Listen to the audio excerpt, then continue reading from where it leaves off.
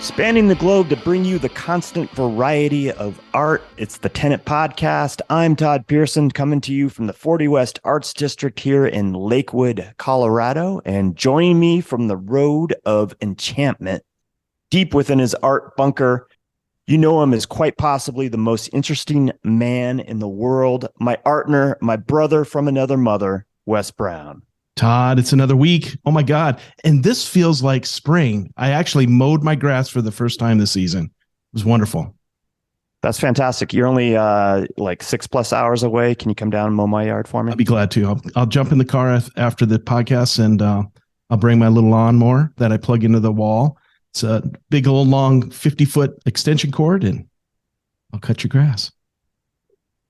You'll do that for me? I'm all electric since 2007. Wow. I've never owned an electric lawnmower. Thinking about a battery operated one next. I just don't like storing gas. So, but anyway. You don't? No. So, although, maybe it's probably better, but more efficient. I like it when it spills in your vehicle and you drive around for a week smelling gas in your car. Right.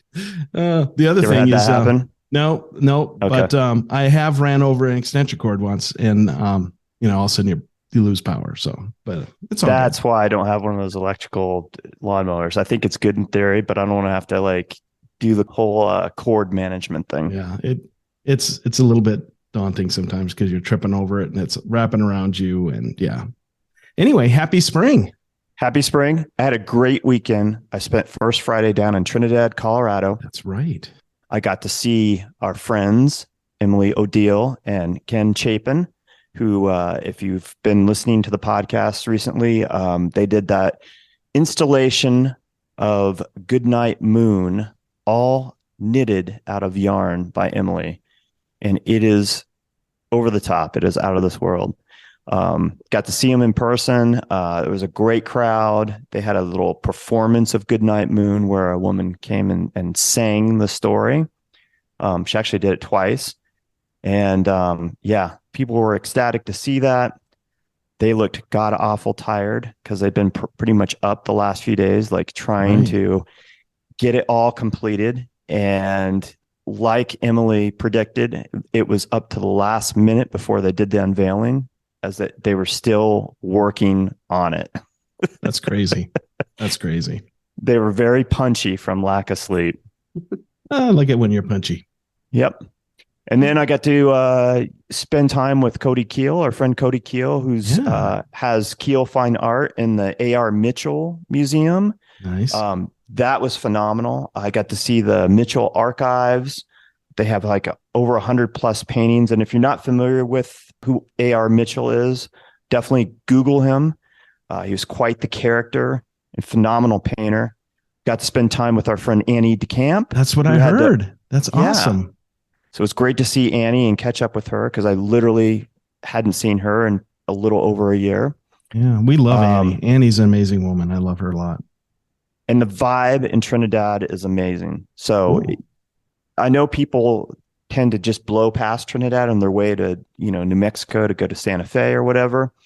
But Trinidad really is, there's some cool stuff going on there. And, it's springtime. We're coming into summer. If you're looking for a nice, even if you just go down for a day, a nice little road trip, stop in Trinidad and check out and see what they're doing down there. Cody's become like the Trinidad ambassador of art. I started joking with him. I started calling him the mayor. The mayor of Trinidad. The mayor of Trinidad. So from now on, he's known as the mayor. But yeah, cool stuff going on there. Great weekend. Came back on. Have you ever driven the Highway of Legends? I don't think so. Up through Cachara and La Vida.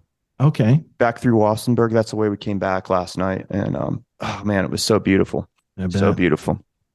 Anyway, let's get going here. All right, let's do it. Thank you for joining us. Remember, you can always find out what we're up to via our social media on Instagram at Tenant Podcast, our Tenant Podcast Facebook page, and of course, our website, tenantpodcast.com. Our guest this week is joining us for the second time on Tenant. We last talked to her back in November about her work and a show that she had curated at Bell Projects entitled Vote, No Vote. In that interview, she talked about a project that she was working on and was hoping to secure a grant to fund and bring it to fruition. Today, we're going to catch up with her and talk about that project. You can check out her website at melodyepperson.com and follow her on Instagram at melody.epperson. Melody, welcome back. Thank you. It's great to be back. Oh, it's great to have you back. It's good to see you again. You look phenomenal. Thank you. You too. Thanks. So, not much has really been going on in the last 6 months. You've been pretty idle, right? Right. Yeah. I've just been eating bonbons and laying on the couch the whole time. None of us have time to lay around and eat bonbons. What are you talking about, Melody? I know that. I'm being totally facetious. What has been going on? Because I know that you have been actually incredibly busy with a multitude of different exhibitions and projects. So cue us in on what's been going on. Well, right after the Bell Projects boat show, I did get that grant. And so things got into hyperspeed. And the first thing that I had coming up was a solo show at Next Gallery. And I had already done quite a bit of work on it in hopes that I would get this grant. And that was about family, and it was portrait, and it was figurative more than it was portraiture. I did I took a bunch of old photos from my family and as inspiration. And then I kind of tried to tell the story of the collective family, like the collective unconscious. What is family? And so that was in April. What was the title of that exhibition? A Lifetime of Snapshots. All right. That's what I thought. One of the images I really fell in love with then is called Memories Like Patchwork. It's more abstract. Mm-hmm. Can you talk about that piece real quick? I'm laughing, Wes, because I literally had that pulled up on my screen, and I was gonna pivot right into that. So. Oh, that's so awesome! I love it when you do that. One brain. That's so cool. Well, so most of the imagery that I used was from, like I said, family or inspired by family. And this one was more inspired by the experience of digging through old photographs and looking at your life like a patchwork quilt, all scattered in front of you, piles of photos. So it was more my perspective of creating the art rather than specifically of other people. That is a dancer, and I've used the dancer as an image for self before. And I literally had a dream about this and woke up the next day and painted it. Oh, wow. It wasn't from a photo. It was just like, I want to show this experience. And I came up with this concept of memories like patchwork. That is amazing. I saw this piece and I was like, it struck me. Yeah. And so I was like, oh, I want to talk about this. So I'm glad we kind of jumped right into talking about this piece. This is it's a beautiful piece. I love it. How big is it? Ooh, it's like 30 by 10. Okay. Yeah. Yeah. That's nice. So Todd, obviously you liked it too, huh? Since you had it all queued up and ready to go. I'd spent some time looking. I got to actually see the exhibition at Next. And so, yeah, I had a short list of pieces that I wanted to kind of discuss. And so you'd been working on this actually as we were talking last time, putting things in place already. Yeah, I had. I started this about a year ago because my stepsister Kim died of breast cancer.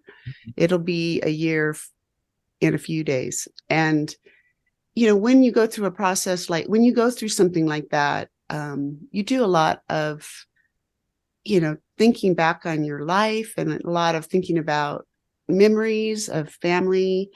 And then when we all our family went to Hawaii, which is where she lived, and had the memorial, we would talk about these things. So it just was a perfect way for me to process personally. And I didn't want this to just be therapy, but I know that as I talk to people about family, I find a lot of common stories, and I started thinking, this is not an uncommon experience. People have deaths in their family, and people have tragedies in their family. And so the show kind of happened simultaneously as a chance to, paint my family, but also look at everything. And one of the things I loved about this show is that these figures, these portraits, were part of it, but I really tried to address it 3 different ways. And so I had this idea of this installation where there were windows. And my original idea was like, this was going to be a facade for a house. And it's like looking into someone's life through these windows.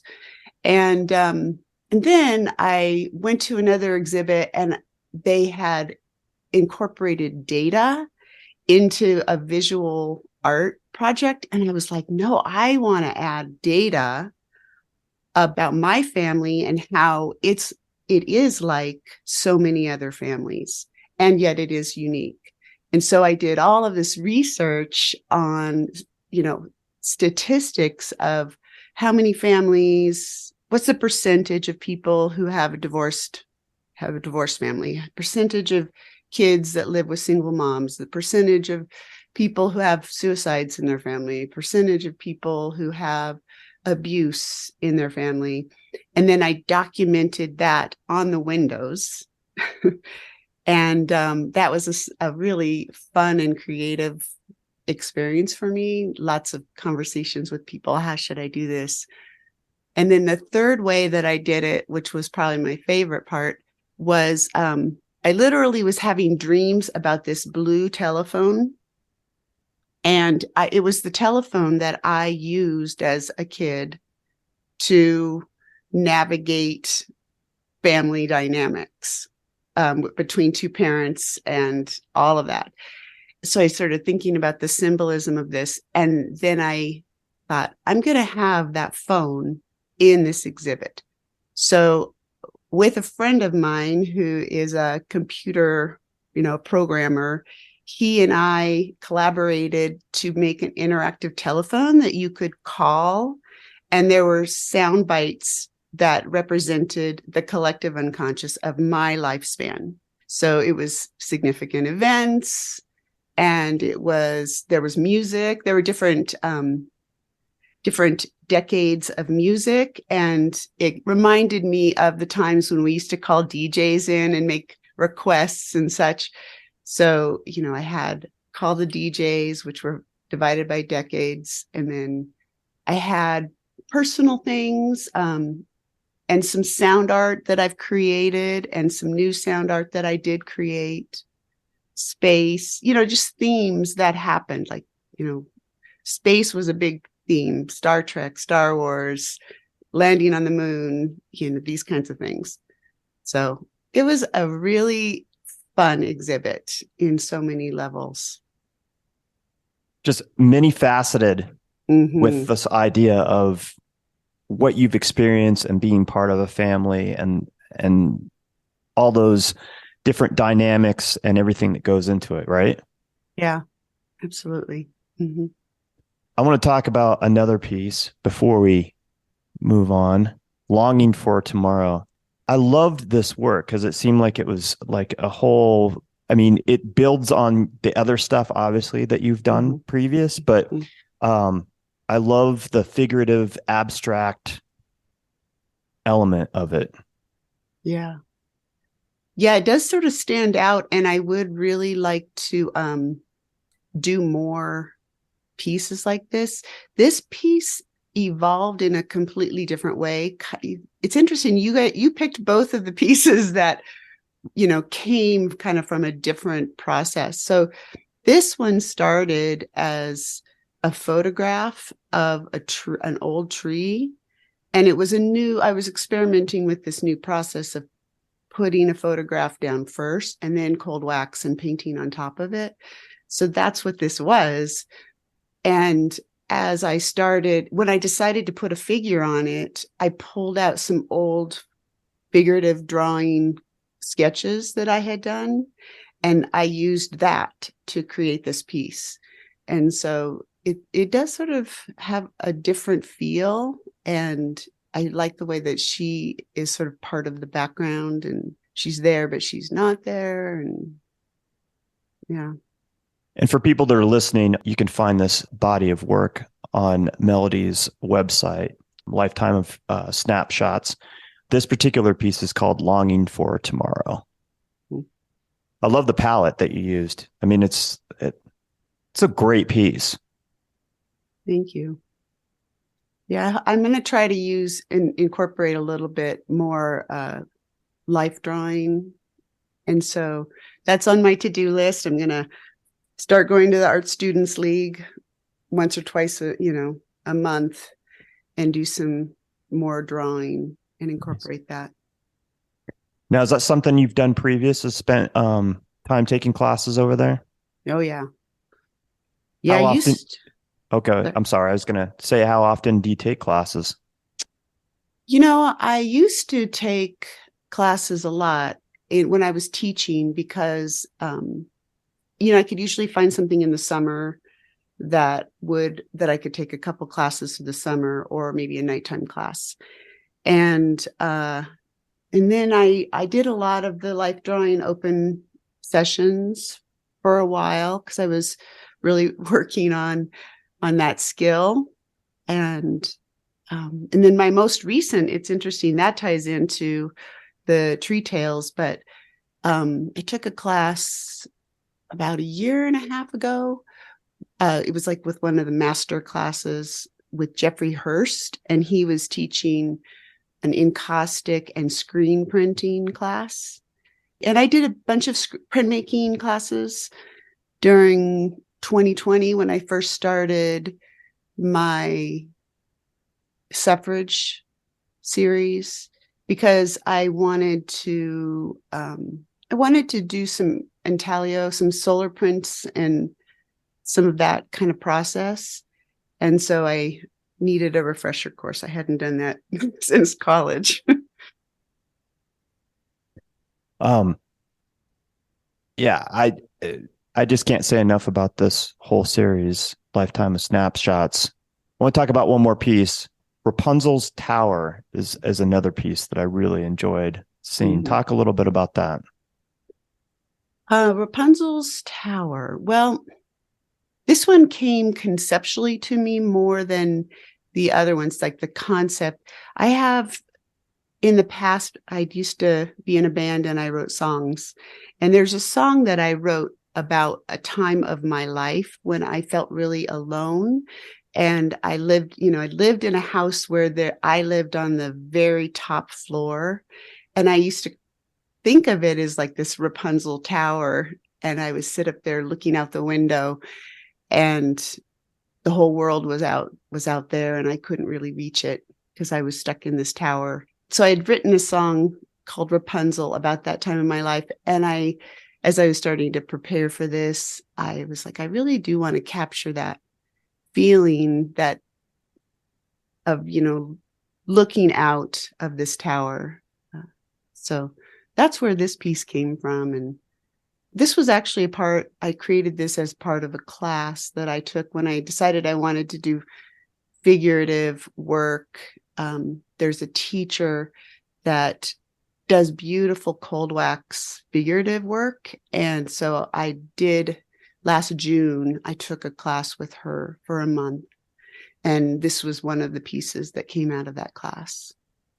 It's all incredibly compelling work. And it sounds like you had a lot of great conversations through the presentation of this work at Next and throughout the exhibition. Yeah. Anything come up that kind of surprised you in conversation with people and the way that they viewed or looked at your work in this particular exhibition? One thing that did surprise me is people often said it was sort of cubist.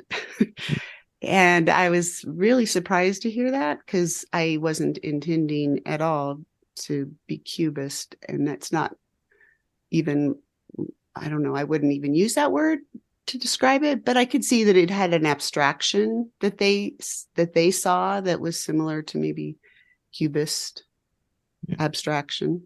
I can see how people could perceive that. It kind of has that vibe. And again, it's one of those things. It's interesting how other people see the work that you've created, right? You know, it means something completely different, but it's universal, and everybody can appreciate it and read into it what they want, right? What they will. Yeah. Yeah. I do always like that part of it, is hearing what people see in the work. And I love the continuity of all these images together as a series. I mean, they fit so well together. And I definitely see the Cubist side with the backgrounds and everything. But yeah, I'm like Todd said, I love the palette that you chose for these. It's just, there's just something about them that's really exquisite. Thank you so much. Really strong show. Thank you. So you had this solo exhibition, your annual solo exhibition at Next, but you are constantly busy. And I know from talking to you previous and following you, not only are you doing your own thing, but you have been part of, you're always part of some kind of group exhibition or some kind of show somewhere. What other things have you been doing between now and the last time we talked to you? What group exhibitions? Okay, so I am the president of the Women's Caucus for Art Colorado chapter, and we're a pretty busy chapter, and so we had several things going on in this time frame too. We had our annual exhibit, and that was on Santa Fe, 931 Gallery, it's called, I think, and that just came down at the end of April. And then we also have this group of women that are painting murals that honor women, Colorado women artists. And we've been doing this for several years. And now we have 5 of them done, and we're working on 2 new ones. So we've been exhibiting those in different places. And those were just in the city and county building in Adams County in Brighton. And as well as those murals being on exhibit there, the mural artist had artwork that was exhibited in the coffee house that is in that building. And that was called, I think it was called Legends and Traditions or something similar to that. That also just came down, I think, last week. And then I had some of my suffragists in that show in the coffee house. And then I have some other of my suffragists in a show that was in the Methodist Church in Boulder. And Barbara Olson, she does this exhibit in this beautiful church right in the sanctuary halls, because they had really great walls. And for March, or Women's Month, she did an all celebrating women show, and it got extended through June. So it's currently still up there. Let's see. So that mural work that you were doing for this exhibition, Living Tradition, that's what it's called? Yes, Living Tradition, yeah. Individual and collective voices of Women's Caucus for Art Colorado. Was that a collaborative work, or was that individual artists providing different pieces for that show? Well, so we have the murals, and we call them murals, but really the concept of these is they're traveling murals. They're big paintings. They're about 6 feet by 5 feet. And those are collaborations. And I was significantly involved in those first 5 being painted. And then, we just all come in together. We actually meet every first Friday at the studio of Annette Coleman in 40 West and paint and, just as part of the first Friday, but we also have to come in other times during the month. And so that's how we created these collaboratively. And then the other part of it was the individual voices, which was in the coffee house. Nice. Yeah. So when we talked to you back in November, at the very tail end of the podcast, you were talking about this grant that you were excited about and finishing that up and getting it submitted. And that project actually came to fruition in Tree Tales. Let's talk about that. How did that all come about? What's the concept behind this idea? It's a public art installation, correct? Yes.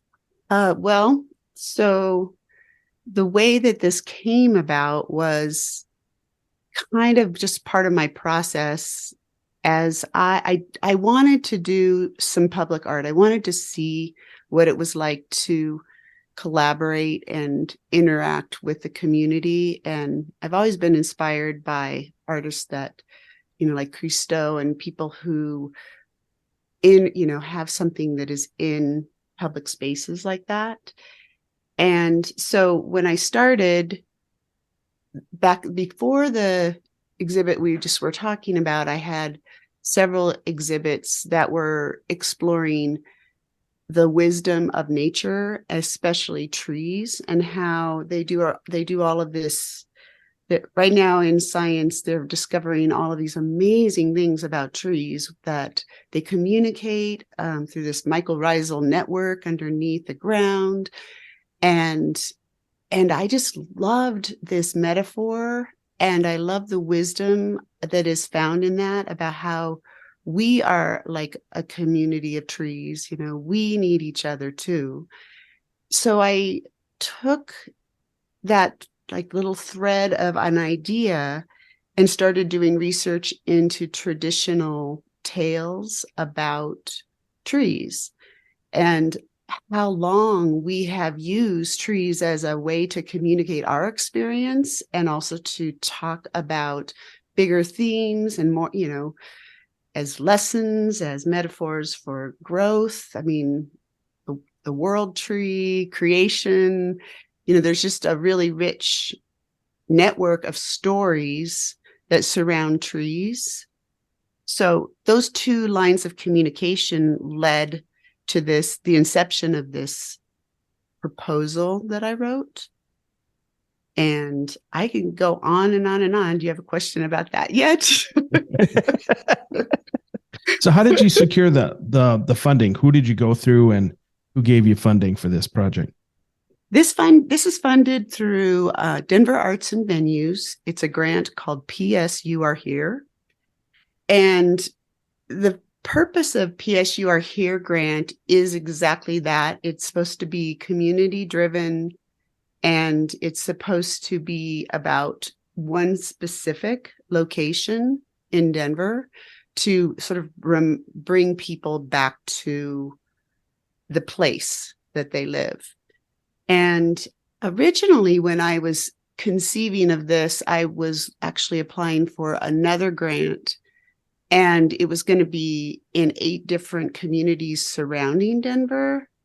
And then when I rewrote it to fit this grant, which is actually serendipitous because it's really been beautiful having it in this particular location.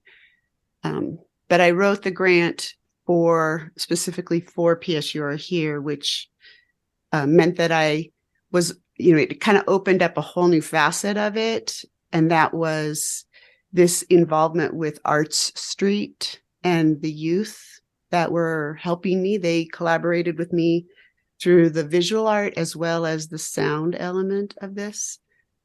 And I probably should tell what it is. Yeah, go ahead. Yeah, elaborate more on beyond the just basic concept, but like how you facilitated this, who's involved, and who you partnered with. Yeah. Well, what it is it is a sound and visual art installation in 8 trees in La Alma Lincoln Park in Denver. And it is a collaboration with Art Street and their internship program that they have. And the interns in that program are 14 to 18-year-olds who work with an artist, and then they create something. And I also collaborated with 8 storytellers who wrote stories. They researched, I helped them in some ways, but they researched stories, some of these tree tales, and recorded the stories. And as well, the youth in this internship program also wrote original stories about trees and recorded those. So when you go, you are able to, you see the installation of these flags, this fiber art pieces that we created, and you'll be able to, the idea is, sitting under a tree, reading a book kind of idea, or sitting at the base of, a wise person's feet under a tree, listening to this wisdom tale. And so you bring your phone and you go through a QR code, takes you to a story from one of these storytellers, as well as usually 2 to 3 other of those stories from the interns in Art Street. So each one of these trees is connected to one of these individual stories that was put together by a storyteller. Yeah. That you handpicked, that you found? Yeah, I auditioned and everything. And then these interns that you had that were ranged from 14 to 18 years of age, they also wrote a story as well that you can hear at each one of these trees? Yes. Yeah. And so it's all housed on a web page. There's several ways you can navigate it, but basically the main way is that you go to one tree, and that tree is connected to one traditional story. And then, but you can also hear all the other stories. So there are ways to navigate through this website too, where you can, once you're in there through this QR code, you can take that home and sit in your own home under your favorite tree, and you can listen to all of them if you choose. And so this organization, Art Street, you went through them, and did you handpick kids through this organization, or it was just all the kids that participate in this program? How did that work? It was just all the kids that are part of this program. I have worked with Art Street before. About a year and a half ago, I worked with them. And the way that the internship program works is it's kind of a mishmash of different programs, but one is through Denver Public Schools, and those students are recommended, and then they can be a part of Art Street internship program, which is after school.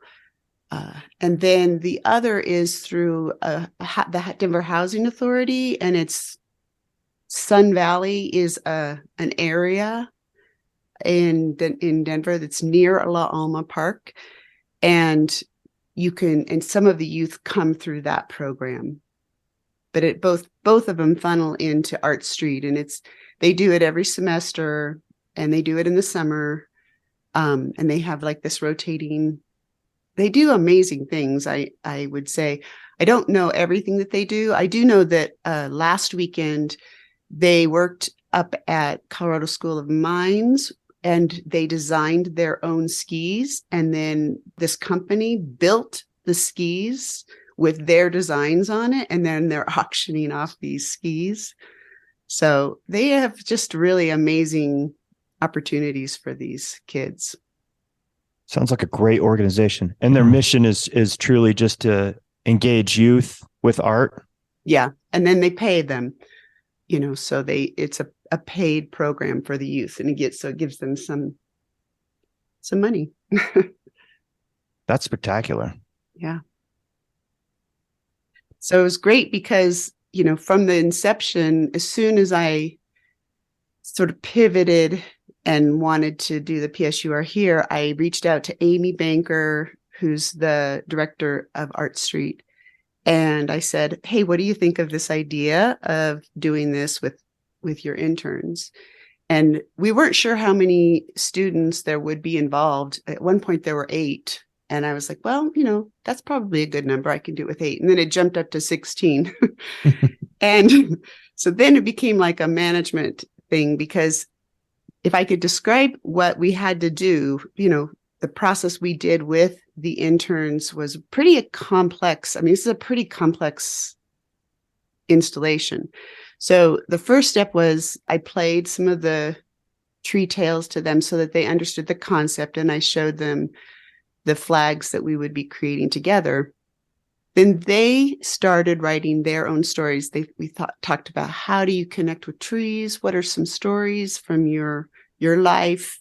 Some of them chose to tell very personal stories, and they wrote these stories, and we helped them edit and refine them and practice them. And they're really, that was a very big surprise for me, was seeing how well they did on that aspect of it. When we first talked about it, I was like, I used to teach, and so I know kids don't love writing. And especially in an art class, they don't like writing. Like, we're making art. What are we writing? And so I was worried about that, but they just kept giving me all these goosebump moments when I would hear their ideas, and I'd be like, yes, you need to tell that story. So they're really beautiful stories, very heartfelt, really thoughtful stories. And then the next aspect was we needed to photograph the trees. So they went out on this very chilly February day and took a bunch of photographs of these dead trees. And I just really loved these photographs. So I went through and I sorted them and figured out the ones that would work the best for the project. And then I worked in collaboration with 2 other organizations, one business and one nonprofit. And Ink Lounge, I don't know if you've heard of Ink Lounge before, but Stuart works there, and he agreed to work with us and helped us convert those photographs into transparencies so that they could be screen printed. He volunteered his time and materials to do that. And so, and then we also went over there for an afternoon, and he showed us how to, coat the screens, how he burns the images onto the screens, how to screen print, some really basic things. We didn't have a lot of time there, and then the interns got to do the coating of the screens and expose them and rinse them out so that they would be all ready. So that was, an amazing experience for them. I think that they really enjoyed and appreciated the time there. And was that the first time that most of these kids had ever screen printed, or the first time for all of them? Oh, yeah. Yeah. And, it's a pretty new process. I mean, a lot of people don't know about screen printing, and you just tell them this is what we use to put on t-shirts, right? But yeah, a lot of them had, nobody actually had ever screen printed before. So they got to learn a whole new skill set in the process of doing this. Exactly. As well as photography. I mean, they have phones, but we had cameras with other aspects of it. So we talked a lot about photography and, how to get a good image and what's an interesting shot and how to use the cameras as such. So everything from basic technical skills of how to operate a camera to composition and going through that whole process. Did you provided the cameras yourself, or did they have cameras on their own? Art Street had 10 cameras, I think, that nice. they have as part of their program. So we use those cameras. They're basic digital cameras, but they worked really well. That's so cool. It was. And then when we recorded the stories, that was the other element, was we went over to Youth on Record, which is a nonprofit that's just a block away from us, from Art Street, and right in that neighborhood as well. And Youth on Record is a nonprofit that invites opportunities for them to create music or write music or learn the recording industry. So it's a full-on beautiful recording studio. And so they recorded their stories on a snowy February day. And it might have been early March, but it was when we were in that cycle of every single Wednesday it was snowing. And so we kept getting bumped and bumped and bumped, but we did finally record those. And then came the art making aspect. And that was, so we took all those screens and I taught them how to sew, and we sewed all of these flags into various sizes, ironed, pinned, the whole thing. That was probably the most frustrating part of the experience. Sewing machines are very finicky, and if you don't know how to sew, you get you just keep motoring through, and then it gets worse and worse. And so I was doing a lot of problem solving, fixing, and broken needles and everything. And that's not a skill set that a lot of people have these days, especially youth. Like our generation, I remember in junior high, if you took home ec, then you ended up sewing, in that class. But I don't think that's really much of a thing these days in our public school system. Is that correct? No. That's not. Yeah, they're not. In fact, a couple of them said to me in amazement, "How did you learn how to do this?" And I'm like, "Oh, honey, we used to learn this in school.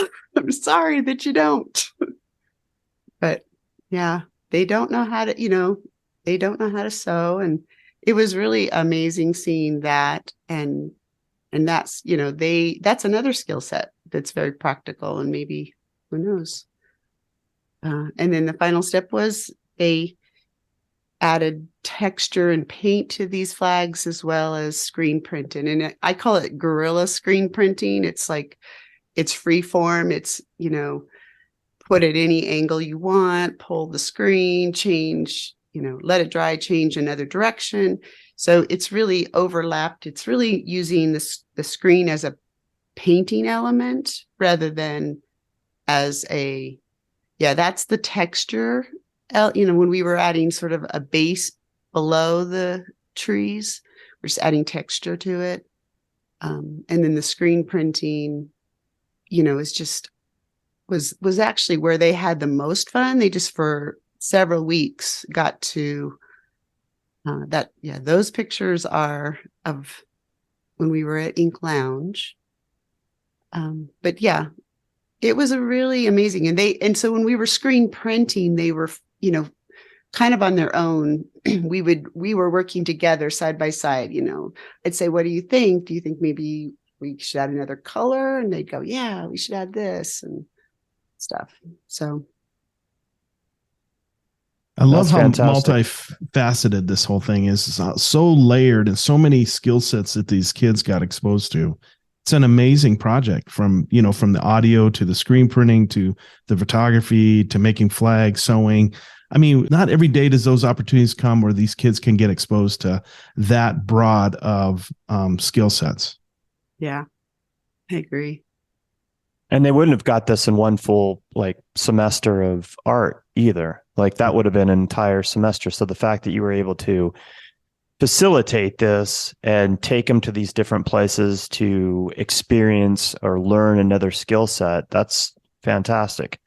Where did you guys do the sewing part of it? Is that something that Art Street has? They had one sewing machine, and they had some money, so they bought two more. So we had those three, and then one of their one of the youth that works with them, Alma, he had the same model. So we had 4 that were from them. I brought in mine. And then there were some old ones. Those were the problematic ones that were donated to Art Street that we tried to use, but we ended up just kind of settling in on those 5 really functioning sewing machines. And we just, they have several classrooms in Art Street. They have a computer lab. They have they call it the classroom, which is just a big open space. And then they have the studio. So in the classroom, we had the sewing machines set up and the drying rack set up so that this was the logic part of it, right? How do you manage 15, 16 kids? You can't all do everything at once. So we had them in teams of 5, and 5 would sew, and 5 would be texturizing or working on their stories, and then 5 would be screen printing or something like that. Sometimes it was 10 and 10. And the studio was the space where we did all the messy stuff with the paint and such. So how long did this take from engaging the kids from the get-go, talking about the project, taking them out, photographing, doing all the different facets of it to installation? We worked a little bit in January, but mostly February and March. And I was in there at least 2 days a week and sometimes more. So over the course of about 2.5 months, 2 or 3, maybe 4 days a week, just depending on what you had going on with that part of the project. Yeah. Yep. That's amazing. That's quick. Yeah. February and March. Yeah. Because they had spring break the last week of March. And so we're like, okay, we got to be done by spring break. Was it difficult to meet that deadline, to get that all done in that amount of time? Yeah, we were like a whirlwind. I couldn't have done it without there were 3 people. There were really 4 people that worked with me on it. There was Amy Banker, she would help. And then Destiny, she works at Art Street, and Jessica, I don't know their last names, but we would kind of divide and conquer the different groups, whatever we needed to do, because we had to push pretty hard and pretty tight schedule. So what did you learn in the process of heading up this project, and what was kind of what were some of your takeaways? Oh, well, I was really looking forward to working with kids again, and their energy is infectious. And so that was something that I definitely gained from it, and inspiration. I've also really enjoyed the connecting to the neighborhood now. So then I installed all of these in the last few weeks. And so I've spent a lot of time in the park. And one of the days I was de-installing because we'd had a windstorm and it blew 3 of the strings of flags down, and I lost 7 flags.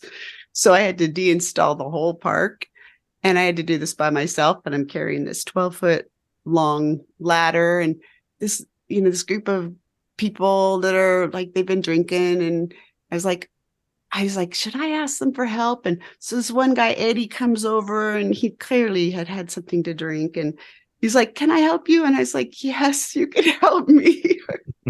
So Eddie and I had a great conversation. I was so appreciative of him, and he was so sweet, and through it all, and meeting, there was a woman named Esmeralda who was like, what are you doing here? So that part of it has been really beneficial and unexpected for me, just connecting with people as I've been in the park more. Yeah, connecting with people in that community that utilize that area. And that park gets utilized all the time. There's always people, doing something there. There's a rec center. Mm-hmm. It's a hub of that community. It really is. Yeah. And it has a long history. I mean, it's one of the things that I'm hoping to do now that it's up and I'm kind of past the sort of push is to interact more with the community. And so I want the history. That is where the Chicano movement started in Denver. And so, it'd be really great if people learned about the park and that neighborhood and what all has happened. So, I'm thinking of having Friday afternoon history tours, or inviting special guests to come to the park that can talk about certain aspects of the park, and then have people have an opportunity to experience the tree installation as well. Tenant wants to acknowledge our media sponsor, New Magazine. That's NUE. You can follow both the national and the Denver edition of New Magazine on Instagram. The national edition can be found at new_magazine, and the Denver edition at new_Denver_magazine. And I want to share with you something very exciting. Check out the newly launched New Denver Gallery Guide. Look for the signage that says New Denver Gallery Guide that has a QR code. Scan it with your phone, and you have instant access to a comprehensive digital guide to Denver's finest galleries and exhibitions. Find this QR code in your favorite gallery, hotel, or coffee shop as you visit and explore Denver. Thanks for listening. My name is Melody Epperson, and you're listening to the Tenant Podcast. These stories, these come from storytellers that are from different cultures, and the kids that you worked with are from different cultures, correct? Yeah, absolutely. I really wanted to pick a diverse, selection of stories. And so, I did probably a year's worth of reading. I've read lots and lots of stories and books that are based on tales. And so, they're from all over. So Yggdrasil is a Norse creation story. And so it's, from Scandinavia. And then one of the stories is in Spanish. And Sudri Castillo, she's 17 years old. And we hired her to write an original story but it's her own take on a tale about a tree gnome, and that's in Mexico because she's from Mexico. And then I asked a friend of mine, Sangeeta Patel. She is of Indian heritage, and so she told a story that kind of weaves in a lot of the traditional connections to trees from India, but it was really more her personal story of coming from the West and from a different culture, these two tales, two worlds, and use the metaphor of the tree. There's a there's a Russian story. There's a European story, a couple of European stories. Angel Vigil, he's a pretty well-known storyteller and actor, and he has actually something at the Colorado History Museum right now. I need to go see it, but he has a whole book of traditional tales. So he read one of his traditional tree legends, and that's comes from his heritage. And see, we have a Native American story, Sky Woman, which is a creation tale. It ties into the turtle story and, that creation tale. So they're fascinating stories to listen to. And I love the diversity of these stories, these tales that you're telling. And the ones that were written by these student interns are spectacular. Like you touched on earlier, very compelling. And I'm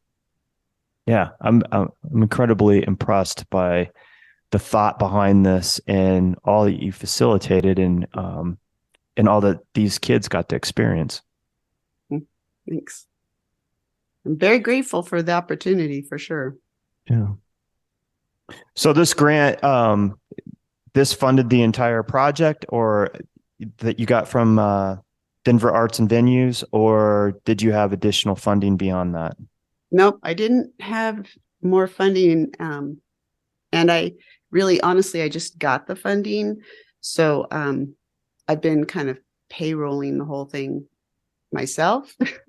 So I can't really say whether or not it's going to cover everything. It's too early to tell. That was another question I was going to ask you, because I know how these things kind of roll. Like you always think that this amount of money or whatever is going to cover expenses or what materials. But in the end, it always seems like there's something else that, you didn't anticipate, or it costs a little bit more, and dealing with inflation right now. So good for you for picking up the torch and running with it and making it happen. Do you think that you had started the project already and was knee deep into it or already completed helped secure the funding, that they actually had something tangible to see, or was it just timing? No, I think it was partly I had done a lot of the footwork already. And I think the thing that really secured it was when I first brought this idea up about putting flags in trees, I was told by many people, no, parks don't let you put things in trees. There's no way you can do this. I actually have a friend who is partners with the head of Denver Parks. And I asked her and she goes, nope, they're not going to let you put things in the trees. Oh, that's funny. And Art Street says, we've tried before and you're not going to be able to do this. But what was really fortuitous for me was for one, I'm pretty persuasive. I mean, I don't give up. So, but I contacted the head of forestry and I said, I'd like to meet with you and show you what I want to do. And we met down at the park. And he said to me, well, you're pretty lucky because last week we had our annual meeting and we just changed the rules and we're letting people put things in the park now. Oh. I mean, it was literally the week before. So after I got that, then in the grant, I could say in bold letters, I've already received permission from parks to put the flags in the trees, because I know that would have been a stumbling block. Yeah. Yeah. And any barrier, they're endless. Like they'll always look for barriers to complete a project like that. So no, that's really interesting because I don't think I would have started unless I had funding. So it would have never happened. Well, that was incredibly fortuitous. And it's always better, right, when you can kind of spell out that you have all these things in place. It's an easier sell. Any other challenges that you face beyond that? Yeah, the whole thing. One challenge after another. One thing after another. A big one that I had this last week. So I installed, so this is Sunday. On Thursday, we had our grand opening unveiling. On Tuesday before that, I went to go check on the flags, make sure everything was okay for the grand opening, and found out that I said earlier that 3 of the flags had blown apart and lost a bunch. So I had to deinstall everything and then take it home and reinforce everything again and then reinstall it the day before. So that was a big challenge that I ran into. And a good learning curve. I mean, I was wondering if the fabric that I had used to attach these flags together was going to be sturdy enough. And so I should have trusted my instincts and said, it didn't look as good. That's why I chose that way, is because I wanted something aesthetic. But it wasn't strong enough. So yeah, I still have a little bit more work I have to do. 2 more, probably. We'll see if they hold.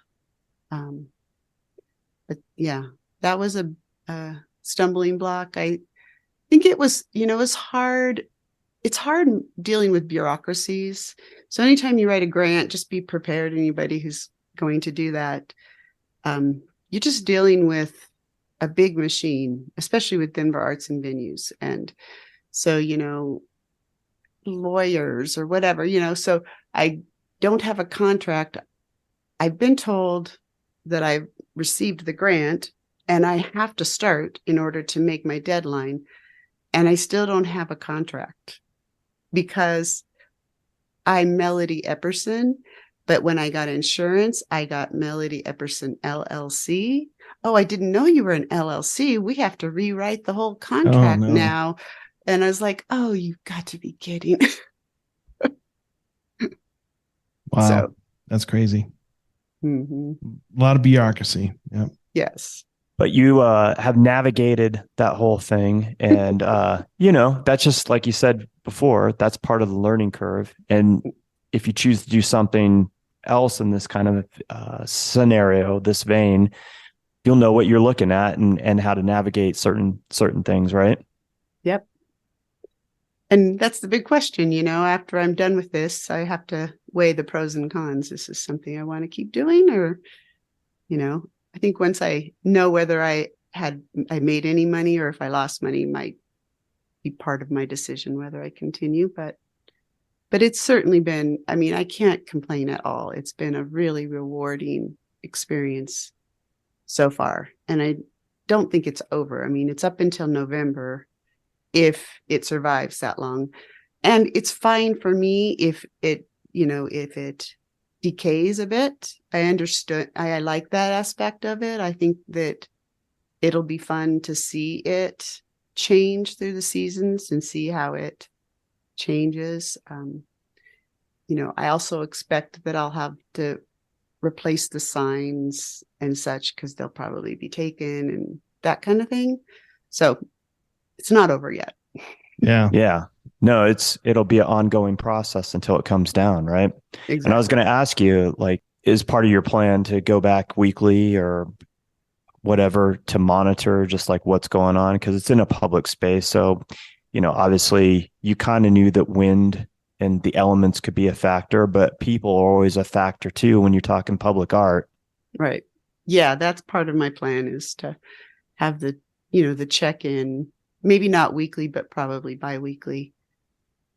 Make sure everything's still up. And one thing that is cool also about this is because I kind of had, like you said, Wes, done all the work beforehand. I had also found a college, Regis College, that was really receptive to this and excited about this idea. And so on Friday, we installed one string of flags on their campus, and it's connected to a story too. And then I was juried into a teacher exhibit at the Center for Visual Arts. And so one of the string of 10 flags will be in this exhibit at the CVA. And my hope is that's like right next door to La Alma Park. And so I'm hoping that, if you go to the gallery, then you'll see this exhibit and then you'll be encouraged to go down the street to the park and see the, public art installation, and that they can play, they can support each other. So speaking of, because you have so many, I guess, elements, the human and the weather, did you ever think about this as being an indoor version where, taking the metaphor of the tree inside and using the flags?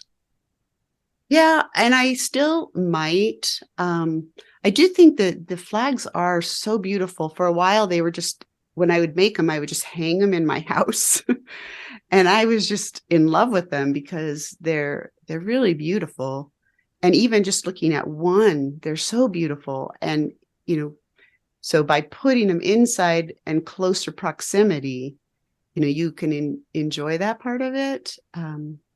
So it just depends on how I feel if I want to carry this idea further, but I may be looking for opportunities to expand on this and bring it in, especially the story element of it.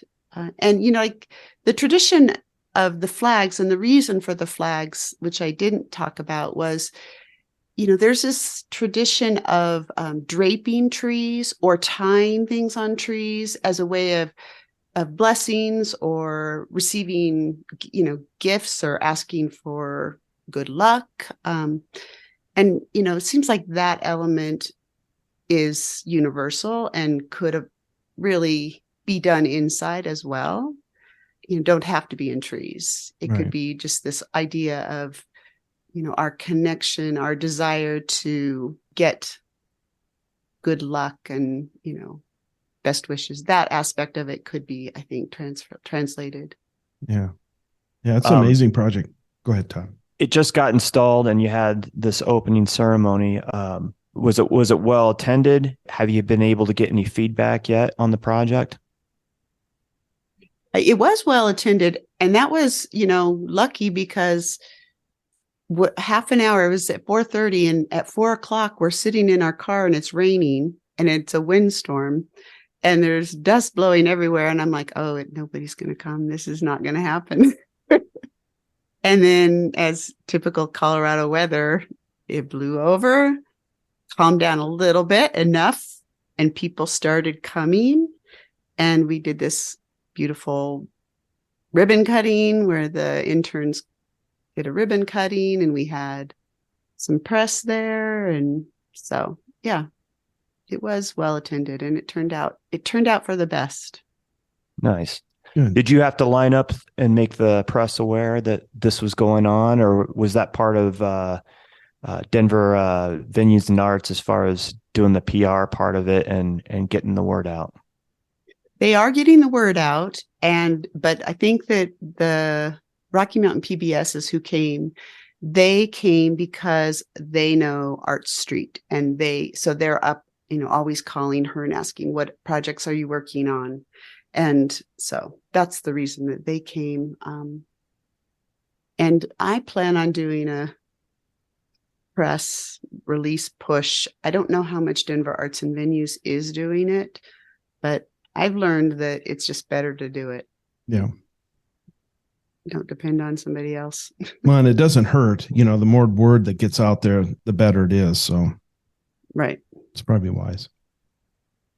So taking what you've done here, you got to assess after the fact all the different facets that went into this, the money situation, knowing you and how you have been an educator, you continue to work as an educator.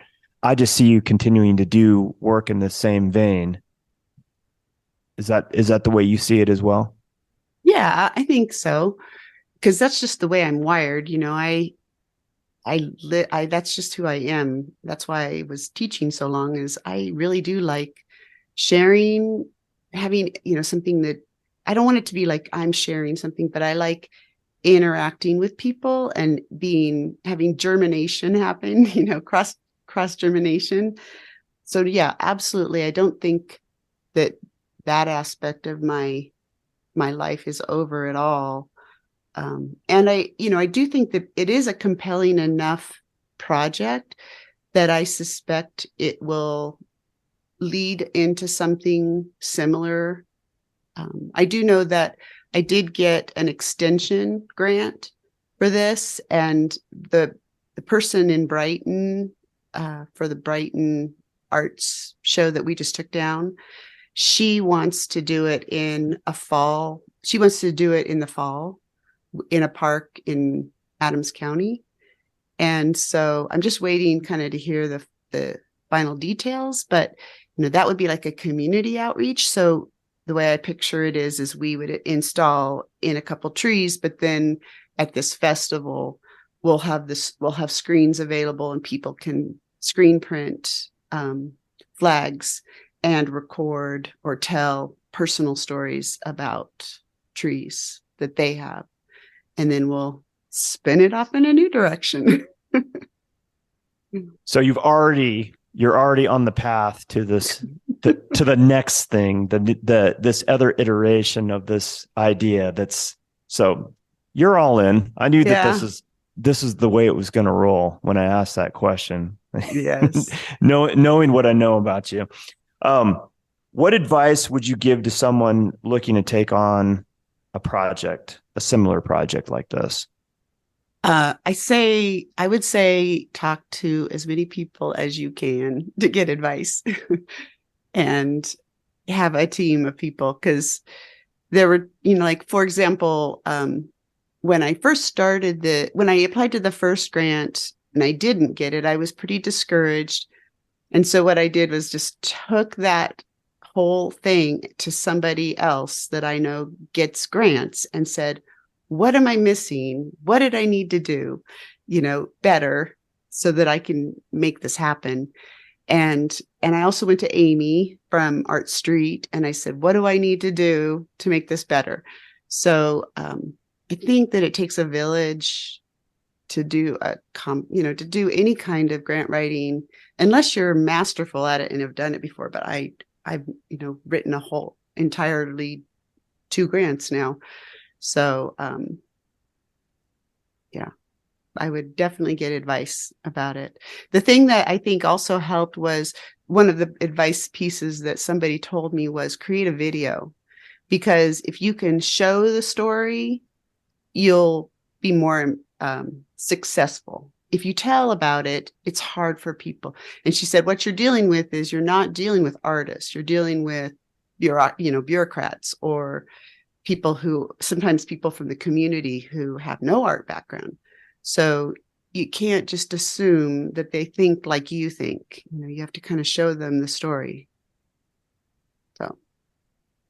Well, and then the other thing is get lots of advice and ignore half of it when they tell you can't do it. That's true too. Yeah, don't take no for an answer. Just that was one of the things that I did. When I went in to meet with these foresters, my frame of mind was, tell me what I need to do to make this happen.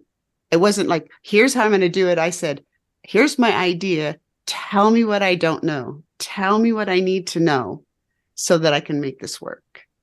And drew on their expertise so that, they felt included, as well as I got smarter because of it. Yeah. So moving on from Tree Tales, and obviously you have some other things cooking. What other stuff do you have coming up that you're a part of? You touched on the show at the CVA for MSU Denver. I do, we do, you do. Yeah. What other stuff do you have coming up this summer or in the near future? I have 2 things coming up. I have on the 17th, I was invited to participate in a exhibit of encaustic artists. And I don't know if I talked about encaustic last time because, I may not have talked about that, but, encaustic is painting with hot wax. And so there's not a lot of us. And N Collective is doing a show called Apis Opus. And Apis is the, insect bee connection, and opus is like creation, I think, but I'm not sure what that word comes from. But that show, I'm really excited because I love that space, and it's on Santa Fe. I don't know the exact address, but it's right across the street from CVA. And so it's like right around between 9th and 10th in Santa Fe, on Santa Fe Drive. And that opens the 17th. And I created a whole series, which is kind of where I think I'm going to go in the next direction that I want to go into. That it is about universal truths. So it's not a huge step off of what, I've been doing, but as I looked into all these stories and I find these crossovers, and then about like even religions and philosophy and biology and science, and the way that they all are so similar and talking about the same things so often. So that's what that series is. I started with the chakras. And so that series that I'm going to put in that show is about the 7 chakras. And then I have a show at the end of the summer, also on Santa Fe Drive at DART. They have an East Gallery. And I'm going to do a show with Annette Coleman. She's an installation artist and a public art sculptor, mosaic artist. And so she'll do something sculptural or installation, and I will do the walls, and it's called Reflections and Refractions. So for me, it's talking about, that whole idea of light inside of you, reflecting on your inner world and also expressing it outwardly, the inner outer connection. And that has a lot of the silk screening techniques that I learned from Jeffrey Hurst that were photos of trees and encaustic. Fantastic. Nice. I like what you're doing. I love it. Thank you. It's always something, isn't it? Yeah. You are. And you busy little beaver. Mm-hmm. Yeah, I love it. I love where you're going. I love what you do, and really appreciate you taking time out of your Sunday to talk with us. I love what you're doing with community engagement, and you're just doing fantastic work. So thank you for what you're doing for the community and what you're putting out in the world. Thank you. Thank you guys for supporting the arts. We need more people like you. Megaphones, speaking out with what's going on. So I appreciate that and you taking your time. Yeah, we really enjoy it. We love talking to you, and we've really enjoyed all the artists that we've talked to. And I think it's such an important thing to highlight in today's society, because we get bogged down in a lot of the negatives. So it's really nice to hear positive stuff that are happening, such like with what you were doing with these interns. This is amazing, amazing work that will last their whole life, the experience that they had. So thank you for doing that, because that's true community outreach. Yeah. Again, be sure to follow Melody on Instagram at melody.epperson and visit Melody's website, melodyepperson.com, to learn more about Tree Tales, her upcoming exhibitions, and take in her beautiful work. You can experience Tree Tales at La Alma Park, located at 1265 Mariposa Street here in Denver, Colorado, 80204 until November of this year. As usual, I will have all this and more in this week's episode notes. For the Tenant Podcast, I'm Todd Pearson. And I'm Wes Brown. Have a great week.